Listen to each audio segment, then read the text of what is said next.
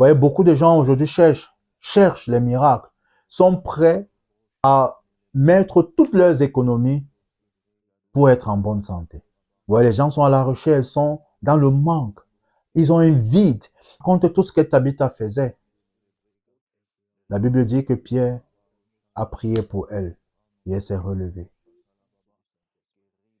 Elle s'est relevée. Jésus-Christ a guéri des malades. Et écoutez, toute une foule le suivait. Pourquoi? Parce qu'il opérait des miracles. Les gens pouvaient être guéris.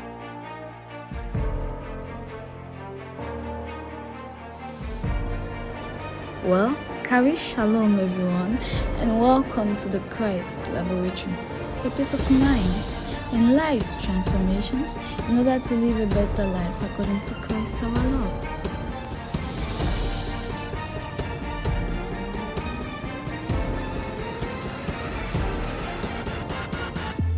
Kari Shalom, grâce et paix à vous au nom de notre Seigneur Jésus-Christ. Bienvenue dans le laboratoire de Christ, le frère Raphaël. J'espère que vous allez bien. Je suis en train de parler sur le royaume de Dieu.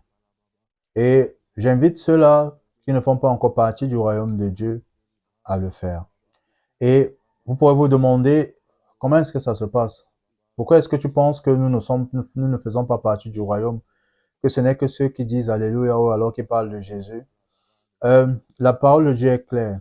À tous ceux qui l'ont reçu, à tous ceux qui croient en son nom, elle leur a donné le pouvoir de devenir enfants de Dieu. Vous voyez, si on devient, ça veut dire qu'on ne l'était pas. Et c'est possible par Jésus-Christ. Parce que Jésus-Christ, rappelez-vous, avec ce qui a été fait dans le jardin par Adam, Adam a introduit le monde, l'humanité entière dans le péché, et Christ nous a rachetés. Christ nous a rachetés du péché. Christ nous a pardonnés. Et il a fait de nous ce que lui, il est. Il est Dieu. Donc, il a fait de nous des dieux. Il a fait de nous des rois. Parce que lui également, il est le roi. Et il est venu sur la terre pour faire connaître la volonté du Père, du grand roi. Il est venu sur la terre pour nous montrer le style de vie, le mode de vie que Dieu attend de nous.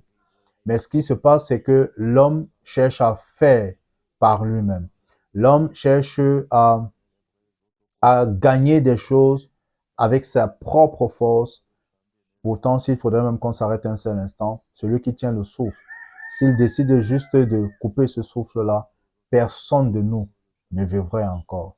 Mais l'homme pense qu'il est assez fort de faire les choses par lui-même. Il pense qu'il est assez fort pour s'assumer. Oui. Et d'autres même se frappent la poitrine en disant « Je suis ce que je suis parce que j'ai bataillé ». Vraiment, excusez-moi, mais je dirais insensé. Insensé parce que si Dieu coupe simplement le souffle là, qui te permet de respirer, c'est fini. Tu n'as plus rien. Tu n'es plus rien. Mais, vous voyez, Dieu nous aime tellement que c'est pour cela qu'il a envoyé son Fils. Il a envoyé son Fils pour nous restaurer. Il a envoyé son Fils pour que ce qu'Adam avait fait, entraîner l'humanité dans la bêtise, dans les ténèbres, il a envoyé son Fils afin que nous ayons la lumière, afin que sa lumière abonde en nous. Regardez, Jésus rencontre une femme au puits, dans le livre de Jean chapitre 4, la femme samaritaine. Et la femme est en train de puiser de l'eau. Écoutez, Jésus dit, femme, l'eau que tu vas boire maintenant, tu en auras encore besoin et tu viendras encore dans ce puits pour puiser. Mais moi, j'ai une eau que si je te la donne, tu n'auras plus besoin de venir puiser. Écoutez, la femme a été curieuse de savoir, mais elle a écouté Jésus. Jésus lui a parlé. Jésus lui a dit que l'heure vient, et elle est même déjà venue, où les vrais adorateurs, c'est ceux qui adorent Dieu en esprit et en vérité. Et le lieu où on va adorer Dieu, ce ne sera plus ni à Jérusalem, dans le temple, ni sur votre montagne, comme tu as dit que c'est là-bas que votre ancêtre Jacob adorait Dieu. Donc l'heure vient où Dieu sera vu au travers des personnes. Et la Bible dit que notre corps est le temple du Saint-Esprit. Notre corps est la maison de Dieu. Vous voyez, Dieu, dans sa pensée, a toujours voulu, ou alors avait voulu et décidé librement que l'homme soit à son image et selon sa ressemblance. Et que l'homme fasse les choses exactement comme lui. Il les avait préparées, il les avait planifiées. Et Jésus dit, quand il dit ça à cette femme, voyez, cette femme fait quoi? C'est tellement beau ce qu'elle reçoit. C'est tellement bien ce qu'elle reçoit. Et c'est tellement, elle s'est dit, non, c'est beau. Je veux faire partie de la famille de Jésus, de celui-là qui me parle. Je veux faire partie de sa famille. Parce que si je peux avoir cette eau-là et ne plus venir ici au puits, waouh, je pense que c'est merveilleux. Et écoutez, elle est allée raconter. Elle est allée au village, dans son village. Elle a raconté aux gens. Venez voir un homme. Venez voir un homme. Venez voir. Venez écouter aussi. Et les gens sont venus. Ils ont écouté Jésus. Jésus leur parlait simplement du royaume de Dieu, de comment Dieu a planifié les choses pour eux, les hommes, de comment Dieu voit les choses pour eux. Et ils ont demandé à Jésus de passer 2 jours avec eux. Jésus a passé 2 jours avec eux. Ils ont cru et ils ont accepté de faire partie du royaume de Dieu. Ils ont accepté le projet, le plan que Jésus leur a proposé. Et j'aime souvent le dire, les politiciens, nous tous, nous savons, ce sont des menteurs. Ils disent des choses qu'ils ne vont jamais réaliser. Et même s'ils ont même une bonne volonté, ils ne pourront pas le faire. Mais regardez Dieu. Il a un projet pour chaque personne. Et si nous adhérons à son projet et que nous implémentions ce projet sur la terre, parce que nous voulons faire sa volonté, il va nous aider à réaliser ce projet. Si Dieu vous dit, toutes vos routes seront goudronnées, toutes vos routes auront des pavés, cela se passera, bien aimé.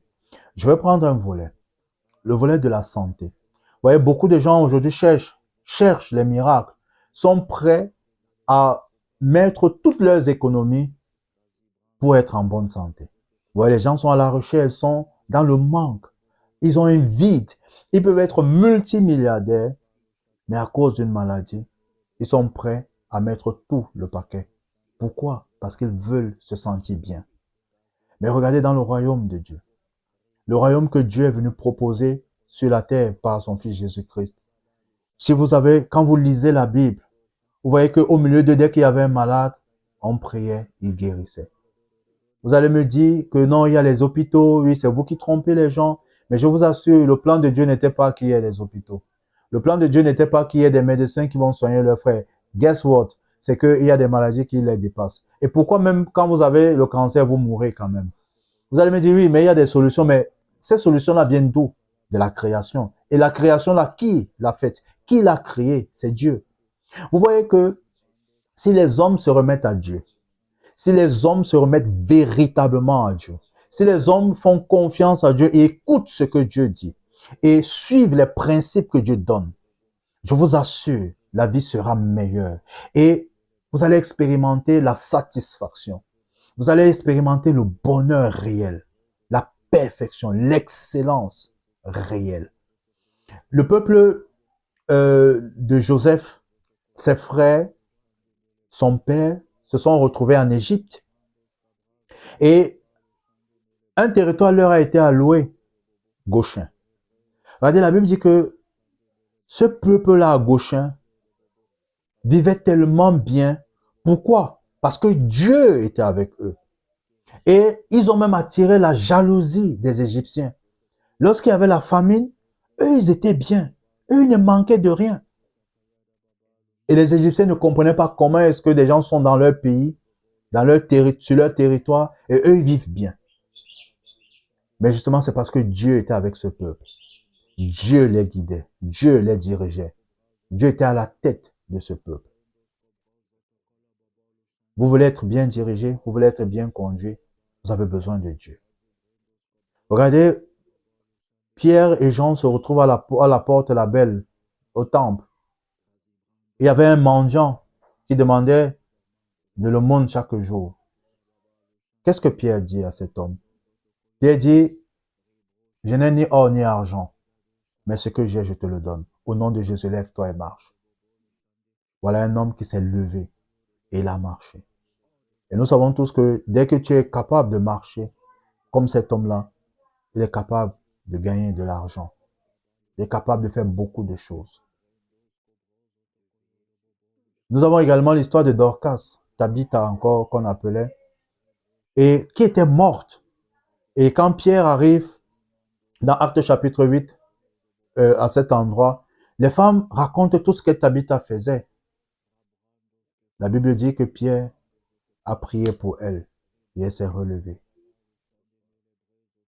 Elle s'est relevée. Jésus-Christ a guéri des malades. Et écoutez, toute une foule le suivait. Pourquoi? Parce qu'il opérait des miracles. Les gens pouvaient être guéris. Les gens pouvaient manger. Et Jésus a montré ce à quoi ressemble le royaume de Dieu. Le royaume de Dieu où vous n'avez plus la notion de manque. Vous n'avez plus la notion de vide. Vous n'avez plus la notion même de vouloir supprimer votre vie, de vouloir vous suicider.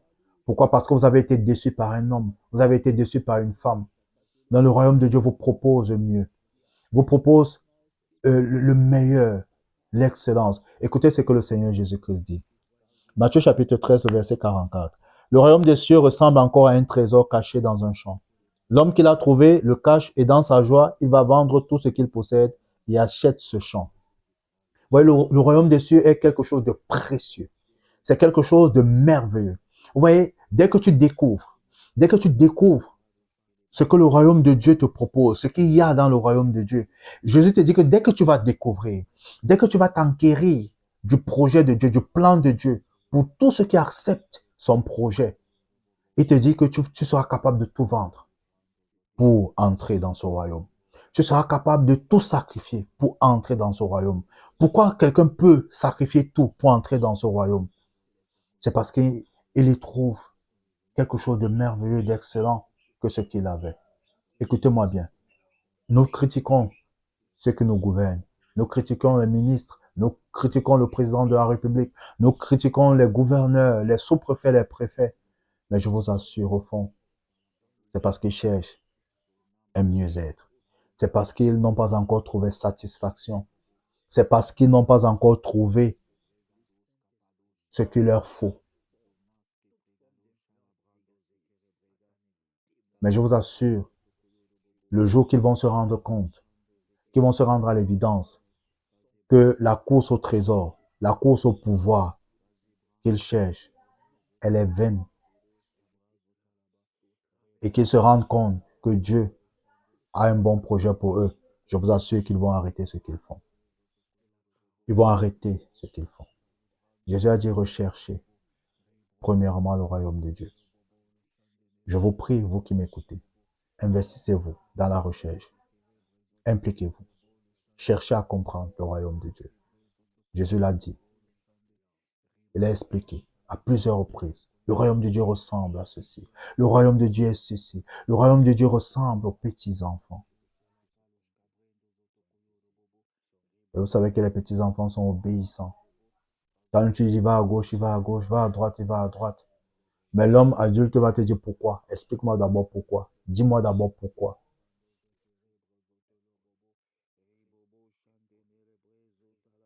Faites partie du royaume.